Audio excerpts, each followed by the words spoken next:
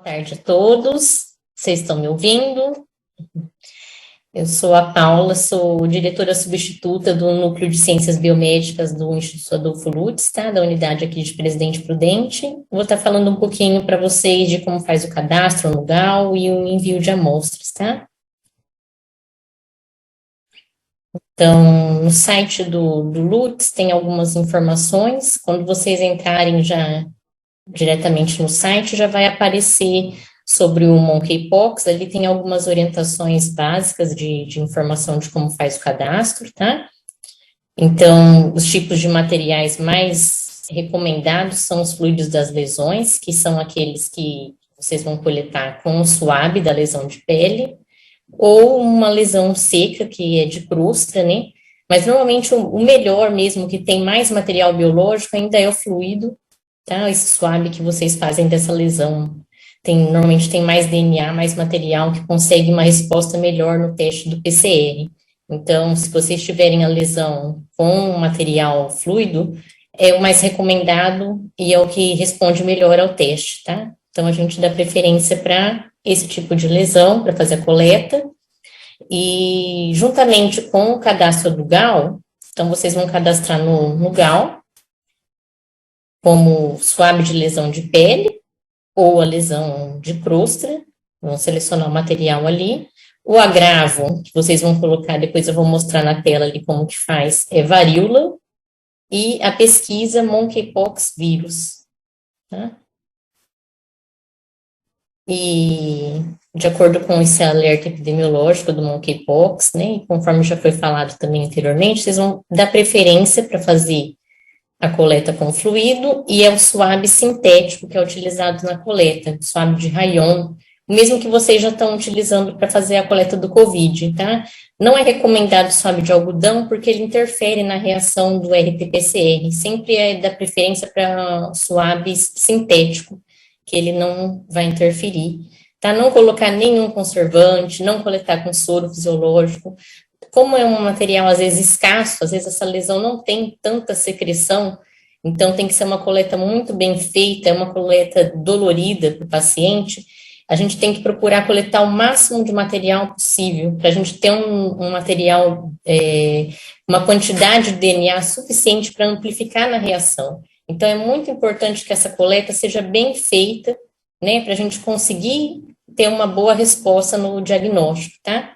E aí, o tubo que a gente vai coletar, vai inserir esse suave, é o tipo Falcon, que é aquele de 15 ml, que é o mais comum, que o pessoal costuma ter mais nas unidades, ou o criotubo, que é aquele menorzinho, né? Sempre tubos de plástico, né? Não, de polietileno, polistireno, não um tubo de vidro, por questões de biossegurança, por N motivos, que o recomendado é que não seja um tubo de vidro. Né, e hoje, atualmente, a gente só está aceitando as coletas que sejam feitas nesses dois tipos de tubo. Frascos de urina ou qualquer outro tipo, não, para a gente padronizar e vir uma coleta de forma adequada, tá? Então, aqui no tubo, tem que vir as identificações, que a gente fala identificações mínimas, né? O nome completo do paciente, a data da coleta, e a natureza da coleta, o tipo de espécime clínico, tá? Se foi uma vesícula coletada, de onde ela foi coletada, às vezes coleta de membro superior, de membro inferior, de alguma lesão anal, então especificar de onde foi feita essa coleta, porque às vezes vem mais de um tubo, e depois a gente, se não identificou de onde que é, a gente não consegue saber de onde é esse material, e nem sempre que são coletadas mais de um tipo de lesões, vão ser processadas todas essas, né? A gente, às vezes, tem várias vesículas, se em uma reação já foi amplificado, já validou a reação, as demais amostras que foram enviadas não vão ser processadas, tá? Então, vai ser priorizado uma análise, se a reação for validada, ok, não vão ser feitas outras amostras. Mas, de qualquer modo, a gente pede para que se colha, às vezes, mais por conta disso. O material, às vezes, está pouco naquela coleta, então, colhendo mais uma, a gente tem uma garantia. Se não teve uma resposta boa na primeira análise, a gente tenta com uma segunda coleta para ver se consegue amplificar o material. né? Justamente por conta disso, de ser um material de pouco conteúdo genético, de difícil coleta, vários interferentes que podem dar, às vezes, um resultado não esperado, né? Então, mesmo que coletado duas matrizes, por exemplo, coletou um fluido de uma lesão e crostra, nem sempre vão ser processadas duas amostras, tá? Então, se uma análise já deu resultado, a outra automaticamente vai ser descartada. Então, armazenamento e transporte, enviar sempre o mais rápido possível, né? Coletou essa amostra, mantém em geladeira de 2 a 8 graus Celsius por 7 dias, mas o quanto antes vocês encaminharem para a gente se organizar e ver viaturas para encaminhar essa amostra para São Paulo, que ele vai ser processado lá. Atualmente a gente não faz essa análise aqui, é tudo feito lá. Então, quanto antes a gente souber que vai entrar essa amostra, a gente se organiza para receber, para armazenar, para ver a logística de viatura, para fazer esse envio dentro do prazo, tudo. Então, uma série de fatores que são envolvidos que a gente precisa manter esse contato, né? Vocês entrando em contato com a vigilância entra em contato com a Ana Paula, que ela nos comunique e a gente vai se adequando para que tudo ocorra da melhor forma, tá? Então, a gente ressalta a importância de, quando possível, a coleta de várias lesões para gerar o maior número de amostras possíveis. Uma vez que uma coleta só, às vezes tem um swab de uma lesão, não amplifica esse material. Aí, se não tem mais material, a gente vai ter que, às vezes, acionar esse paciente novamente. Às vezes, ele já não está mais com aquela lesão. Então, vamos, de preferência, aumentar antes, né? Enquanto a gente está com o paciente ali, consegue coletar o maior número possível, né? Pelo menos duas, a gente fala, 2 tubos já são suficientes. Se um não der certo, a gente tem um segundo. Tá? Então, no GAL, aqui mostrando a tela do GAL, do sistema GAL, que acho que todos vocês já conhecem, já têm acesso. Então, entram lá no Monkeypox vírus, finalidade investigação, e o agravo é varíola, tá? Monkeypox vírus. Então, tá aqui a tela. O correto é varíola, tá? Não varicela herpes. Então, seleciona esse agravo. E aqui no material, suave de lesão de pele, ou se for alguma outra coisa, uma crostra. Então, vocês vão selecionar aí de acordo com a quantidade de amostras que forem coletadas e discriminar certinho do que foi feito, se foi um suave, se foi uma punção, se foi um aspirado, né? Normalmente feito com um suave mesmo. Então, suave de lesão de pele. Tá? O exame aqui, Monkeypox vírus, que vocês vão selecionar, tá? Caso não apareça, põe ali na pesquisa, que vocês vão conseguir localizar. Todos os laboratórios já estão habilitados para selecionar esse exame, tá? Já foi, o GAL já está habilitado para todos, mas se algum município ainda for fazer o cadastro, não localizar, entre em contato com a gente. Nós vamos acionar o pessoal de São Paulo para liberar isso, mas acredito que nenhuma unidade vai ter mais esse problema. Já está todo mundo disponível para incluir o exame. Tá? Então, o que eu vou mandar para o Adolfo Lutz quando eu fizer a coleta? Eu vou imprimir a requisição do GAL, tá? Imprimir a notificação, que a Ana Paula já falou para vocês, tem um link aqui para vocês fazerem acesso, e grampear e junto a relação remessa do GAL com o nome do paciente. Então, essa requisição do GAL, vocês vão conferir sempre se o material está adequado, se vocês se cadastraram corretamente, porque às vezes no momento de selecionar, seleciona o exame errado, né, igual aqui nesse exemplo que eu coloquei, um dengue patologia, ou um outro ensaio que está selecionado de forma errada, então às vezes a gente tem que tentar mudar aqui, liga para a unidade, perde um tempo, tudo, e às vezes está com a viatura já pronta para sair. Então, quanto antes vocês fizerem essa conferência para não vir um cadastro errado, o exame errado, já ajuda, né? Então, acho que a gente tem que fazer toda essa conferência antes de enviar para a unidade, para evitar maiores transtornos ou até mesmo uma rejeição de amostra. Então, aqui alguns exemplos de amostras que a gente recebe com esse tipo de problema. Esse primeiro caso aqui, o de citomegalovírus, eles colocaram no cadastro suspeito e era um óbito. Então, nessa aba de caso, quando é óbito grave, tem que ser especificado ali em cima. né? Se é um diagnóstico.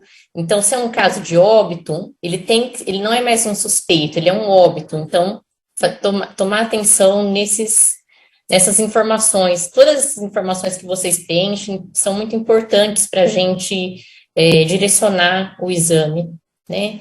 Então, vírus respiratório no sangue, tomar atenção na hora de fazer o cadastro e selecionar de forma correta, tá bom?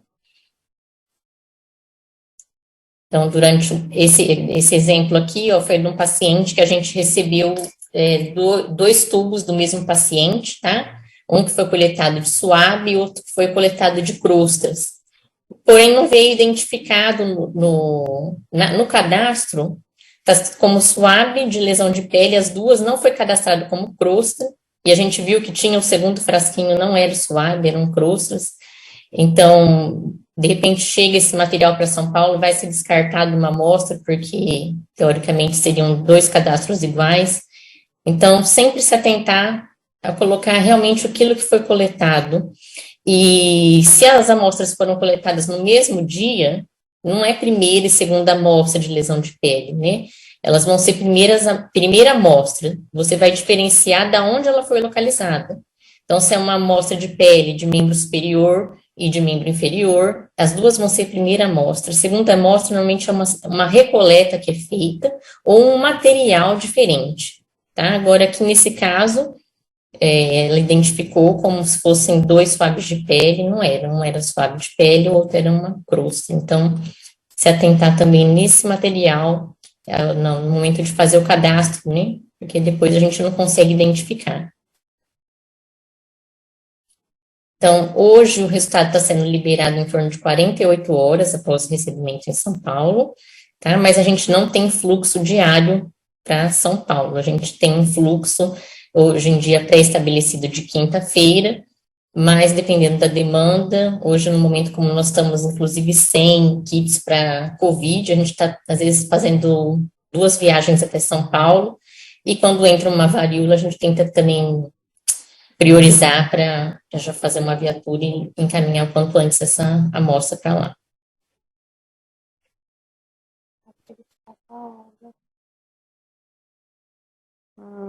Então, aqui tem algumas situações de algumas dificuldades que a gente ainda encontra aqui no Adolfo Lutz, tá?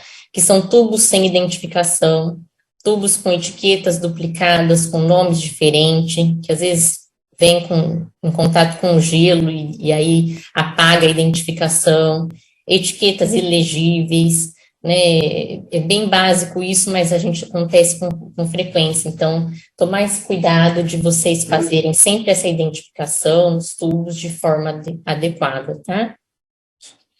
E o transporte externo, como que deve ser feito, a gente tem um tubo de coleta, e depois tem o tubo primário, que é o tubo de coleta, a embalagem secundária, que normalmente é aquele saquinho que a gente coloca para proteger a amostra, e a embalagem terciária, que é a caixa rígida, né, que vai ser feito o transporte. Isopor, hoje a gente não utiliza mais para transporte, tá? Então, aqui a embalagem primária, que é o tubo de coleta primário, que foi feito com a identificação, os dados do paciente, não utilizar tubo de vidro, um tubo rosqueável, a prova de vazamento. A embalagem secundária, que normalmente é um saquinho, o mais utilizado é esse tipo de geladinho, esse saquinho para proteger a amostra, né? E se houver algum vazamento, não vai prejudicar as outras amostras que estejam junto com essa, tá? É obrigatório utilizar? Não, mas a gente vai estar tomando um cuidado a mais e não perdendo outras amostras caso tenha algum vazamento dentro daquele recipiente, tá? E como o Leandro falou, é importante também não misturar, às vezes, amostras de escarro com amostra de sangue, com amostra de Covid, né? Procurar manter uma caixa que vai vir umas amostras de sangue, na outra caixa vocês mandam um monkeypox, para evitar justamente isso, contaminação e extravasamento e a gente perder as amostras. Aqui alguns exemplos de amostras que vêm extravasadas, que às vezes a gente recebe aqui.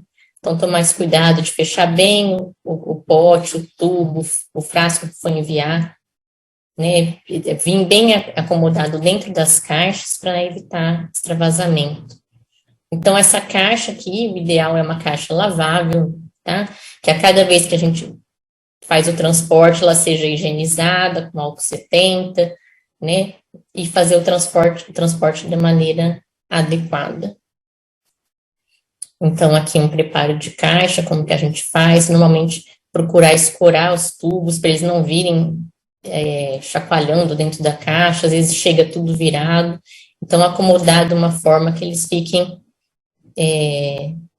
até fixos dentro da caixa para evitar extravasamento. Então, aqui alguns exemplos do que não deve ser feito, né? De colocar os tubos soltos dentro da caixa, às vezes em contato com outras amostras, o gelo chega aqui quente, que não foi trocado, que não foi reposto. Então, é muito importante essa qualidade do pré-analítico, né? Uma coleta bem feita, um transporte bem feito, um armazenamento bem feito, vai dar um resultado bem feito. Agora, se a coleta é mal feita, o transporte fica sob o sol, não vem na caixa refrigerada, demora muito para se trazer, tudo isso vai impactar na qualidade da amostra, isso vai impactar no resultado, isso vai impactar depois no paciente. Então, se todo mundo fizer a sua parte da melhor forma possível, com responsabilidade, isso vai gerar bons resultados para todos. Tá? Esse daqui é um modelinho de como identificar a caixa. Eu acredito que todas as unidades tenham. Se alguém ainda não tiver esse modelo de como que identifica a caixa, que é feito o transporte, depois entra em contato, a gente fornece. Tá? Então, tem aqui o destinatário, que é o Adolfo Lutz, e o remetente com os dados das unidades de vocês, tá? Com esse símbolo do risco biológico padronizado, tá bom? Então, é esse que deve vir.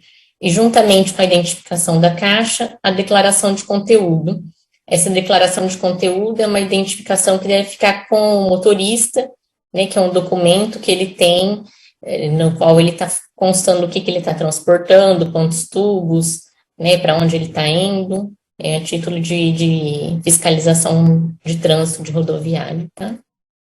Então, acredito que era isso que eu tinha que falar.